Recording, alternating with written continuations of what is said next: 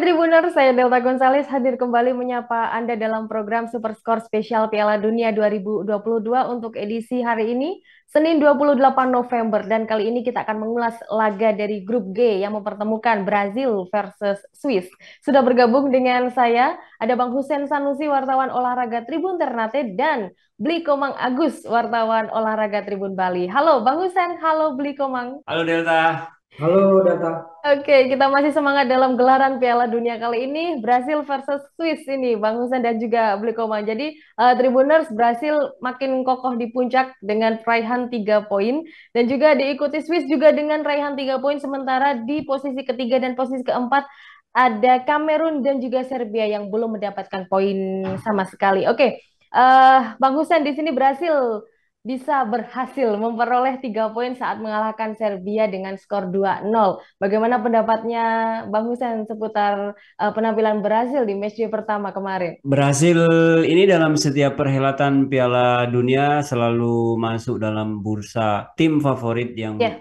akan menjuarai Piala Dunia dan Mm. tentunya hasil 2-0 yang diraih Brasil pada matchday pertama kemarin menunjukkan keseriusan mereka untuk membuktikan bahwasanya mereka tidak main-main datang ke Qatar dan mereka tentunya ingin mendapatkan trofi di Piala Dunia 2022 ini. Brasil ini saya kira salah satu tim Amerika Latin yang beruntung ya di matchday pertama ketika Argentina di matchday pertama kalah, terus kemudian Uruguay juga hanya mampu meraih hasil imbang dan di saat itu Brasil mampu meraih poin maksimal pada pertandingan perdana meskipun kabar buruknya mereka kehilangan salah satu ikon mereka yaitu Neymar yang mengalami cedera di Mm-mm. pertandingan tersebut. Tapi cederanya Neymar diperkirakan juga tidak akan lama. Neymar kemarin sempat ditarik ketika pertandingan belum selesai dan keterangan dari tim dokternya dia kemungkinan akan hanya absen pada satu pertandingan saja ya. Artinya cukup beruntung Neymar tidak mengalami cedera yang serius sehingga dia kemungkinan dia akan tetap bisa tampil di pertandingan selanjutnya kecuali di pertandingan nanti malam akan digelar ini melawan Swiss. Begitu Ya, deh. ya, oke. Jadi pertemuan dengan Serbia merupakan keberuntungan tersendiri untuk Brazil karena berhasil mengamankan 3 poin. Itu untuk Brazil dan Swiss. Beli Komang di sini Brazil dan juga Swiss sama-sama berpotensi bisa lolos ke 16 besar. Swiss juga kemarin baru saja menang lawan Kamerun meskipun tipis 1-0. Menurut Beli Komang seperti apa nih penampilan Swiss saat bertemu dengan Kamerun kemarin? Ya, Delta, Swiss ini memang bukan tim besar ya di Eropa, mungkin juga Ya. dunia, tapi Swiss ini selalu bisa tampil stabil ya di turnamen, baik di Piala Eropa maupun juga Piala Dunia. Dan sering juga Swiss bisa lolos dari babak penyisihan grup. Dan mereka juga kini juga punya peluang cukup terbuka ya untuk bisa lolos dari penyisihan grup di Piala Dunia 2022 ini dengan kemenangan pertama yang diraih atas Kamerun ya, dengan skor 1-0. Hmm. Saya kira Swiss tetap menjadi lawan yang berat bagi Brasil ya di laga nanti. Tentunya Brasil tidak boleh meremehkan kekuatan Swiss ini karena mereka tampil sangat konsisten ya dari tahun ke tahun. Mm-mm. Dan kalau saya melihat dari pertandingan pertama melawan Kamerun, tim besutan Murat Yakin ini memang sempat mengalami kesulitan ya di babak pertama untuk menjebol gawang lawan. Artinya strategi yang diterapkan atau strategi yang dimainkan oleh sang pelatih tidak berjalan maksimal. Kamerun mampu membendung serangan-serangan dari Swiss. Kemudian perubahan strategi dilakukan oleh Murat Yakin di babak kedua dan ini akhirnya mampu membuahkan gol di babak kedua di menit ke-48 ya di menit awal lewat gol Bril Embolo pemain keturunan Kamerun. Jadi penting bagi bagi pelatih Murat Yakin dalam melakukan strategi perubahan strategi dan tentunya melawan Brasil nanti juga bagaimana strategi Murat Yakin bisa membendung serangan yang dilancarkan oleh Brasil. Tentu diprediksi akan melakukan perubahan strategi ya tidak lagi memainkan strategi yang sama ketika menghadapi Kamerun karena Ya. Kamerun dibanding dengan Brasil tentu punya kelas berbeda, punya cara bermain berbeda. Bisa jadi Murat Yakin lebih bersikap realistis dengan lebih menekankan untuk bertahan untuk bisa membendung serangan-serangan Brasil. Ya, meskipun Brasil dipastikan tanpa Neymar di lini depan, tapi bagaimanapun Brasil tetaplah Brasil yang punya pemain-pemain bintang. Tentunya lini pertahanan Swiss harus lebih tampil lebih solid menghadapi Brasil. Saya kira Swiss nanti akan lebih banyak mengandalkan pertahanan dan mengandalkan serangan balik untuk menghadapi Brasil di laga kedua nanti. Ya, oke, mengandalkan pertahanan dan juga harus bisa memanfaatkan serangan balik saat berjumpa dengan Swiss.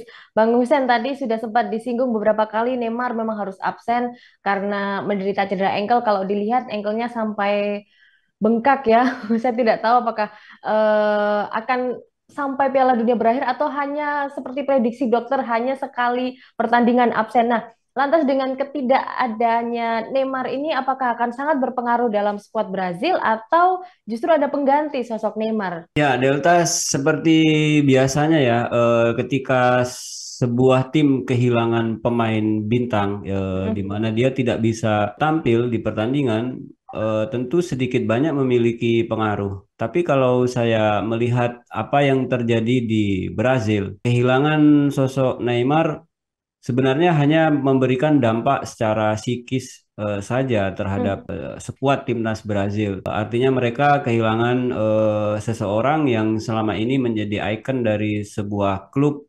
sebuah tim, terus kemudian tidak bisa hadir dan seseorang yang mampu memotivasi tim seperti ketika mereka menghadapi situasi-situasi yang sulit. Itu dari sisi psikologinya seperti itu. Tapi kalau dari sisi teknis saya kira Brazil bukanlah sebuah tim yang terlalu mengandalkan sosok pribadi atau satu pemain, dan itu terbukti ketika di pertandingan pertama kemarin yang mencetak gol justru bukan Neymar ya. Dua gol itu brace dilakukan oleh Richard Lisson. Dan Neymar pada saat itu tidak mencetak gol. Artinya Brazil sebenarnya tanpa seorang Neymar pun sebenarnya banyak hal yang bisa mereka lakukan. Kalau berbicara tentang siapa yang akan menggantikan Neymar, saya membaca dari komentarnya Casemiro bahwasanya ada sosok Rodrigo yang dianggap oleh Casemiro mampu menggantikan seorang Neymar. Dia ini adalah pemain Real Madrid, beroperasi di sayap kanan, bisa juga beroperasi di sayap tengah, di mana di situ biasanya posisi-posisi yang ditempati oleh Neymar. Nanti Rodrigo ini yang diharapkan akan mampu mengisi tempat yang ditinggalkan oleh Neymar dengan pengalaman dia di klub besar, dan tentunya Brasil saya kira sosok Neymar memang akan ada pengaruh ya, tapi tidak akan begitu signifikan ketika Neymar apa namanya tidak ada di pertandingan melawan Swiss ini. Ya, oke. Jadi hanya berpengaruh pada psikisnya karena selama ini Brasil ya Neymar, Neymar ya Brasil gitu ya. Tapi memang kalau kita ngomongin Neymar, dia selalu terganggu dengan ankle-nya. Jadi mungkin tidak bisa pulih 100% karena lama banget Neymar ini selalu bermasalah dengan ankle-nya. Kita doakan saja semoga hanya benar-benar absen satu pertandingan saja saat melawan Swiss. Oke. Lantas Beli Komang ini tadi sudah disebutkan beberapa pemain dan juga strateginya harus berubah. Mungkin juga Murad Yakin harus mengubah strategi dan juga bisa memaksimalkan serangan balik untuk melawan Brazil. Siapa pemain kunci yang mungkin akan diandalkan oleh Murad Yakin dalam pertemuannya dengan Brazil? Delta bahwa Swiss kalau kita lihat dari sejak Euro 2000 kemarin di 2020 ya di Inggris sudah banyak melakukan perubahan skuad pemain, masih mengandalkan beberapa pemain senior. Tentu kalau kita lihat pemain kunci di kubu Swiss itu dua sosok Granit Xhaka dan Xherdan Shaqiri masih menjadi tumpuan ya bagi Swiss, dan ini menjadi pemain kunci. Granit Xhaka sebagai gelandang, sebagai dirjen di lapangan tengah, dia juga tampil sangat baik bersama Arsenal di musim ini, mampu membawa Arsenal sampai di puncak klasemen Liga Inggris ya. Kemudian Xherdan Shaqiri masih menjadi andalan di lini depan, itu dengan pengalamannya, kemampuannya, kecepatannya sebagai goal getter dia bisa menjadi andalan bagi Swiss untuk menghadapi Brasil. Saya kira Shaqiri yang punya kecepatan meskipun badannya kecil ya, gempal, tapi dia punya speed yang sangat luar biasa dan dia juga punya akurasi tembakan jarak jauh yang sangat baik. Ini bisa menjadi senjata mematikan bagi Brasil ya apabila lini pertahanan mereka atau Brasil terlalu memforsir bermain menyerang. Jadi Hmm. ini bisa menjadi Sedat Shaqiri bisa menjadi senjata serangan balik bagi Swiss. Jadi ini harus diwaspadai benar oleh pertahanan Brasil. Dan saya kira itu dua pemain kunci ini adalah Granit Xhaka dan Sedat Shaqiri di kubu Swiss. Ya, dua pemain ini memang selalu diandalkan, terbukti juga sangat diandalkan, begitu diandalkan saat di Euro 2020 ya. Dan jangan lupakan beli, ada satu lagi, Jan Sommer, sang kiper tentunya ya. Ya, ya, Jan Sommer juga kiper yang sangat berpengalaman di Betul. Swiss ya.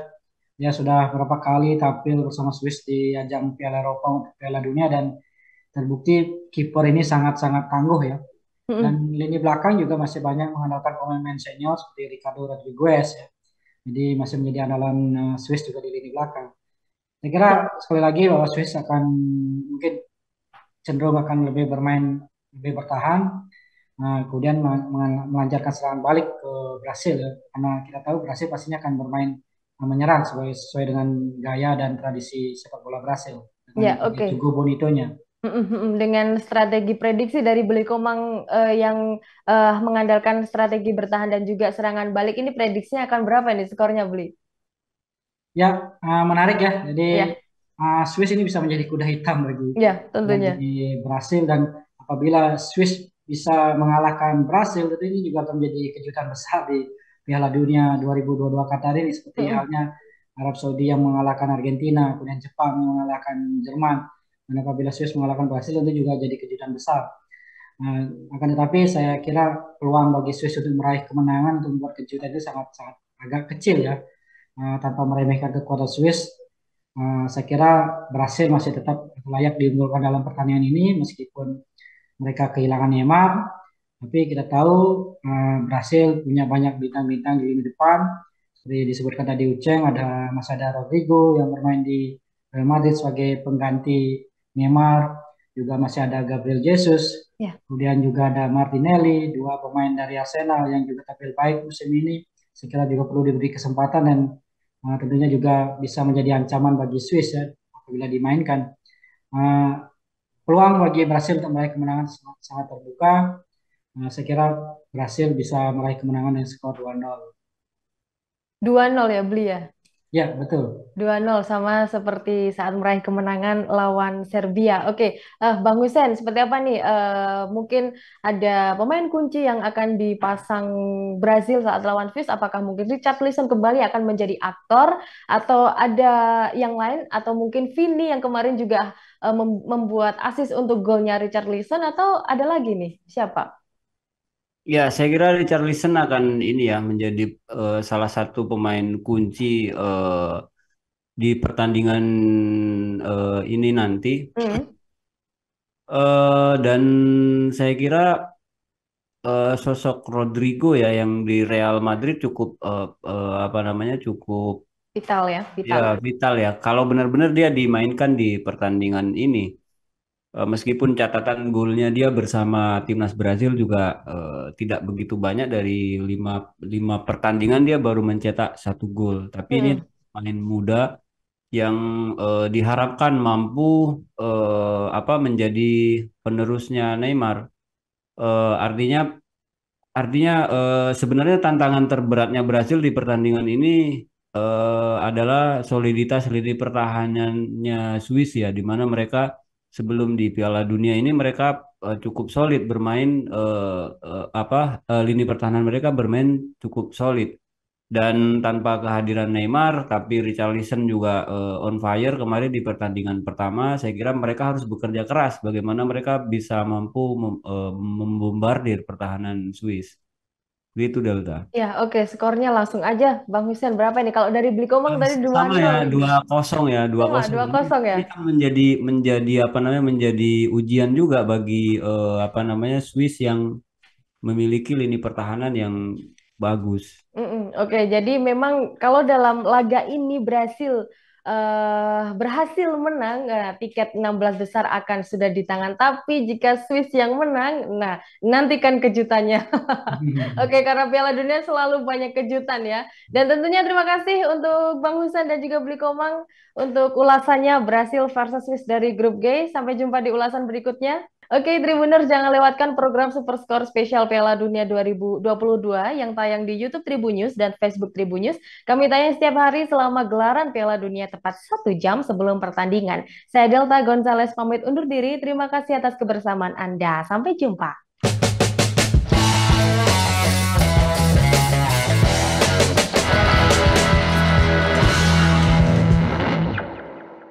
Terima kasih sudah nonton.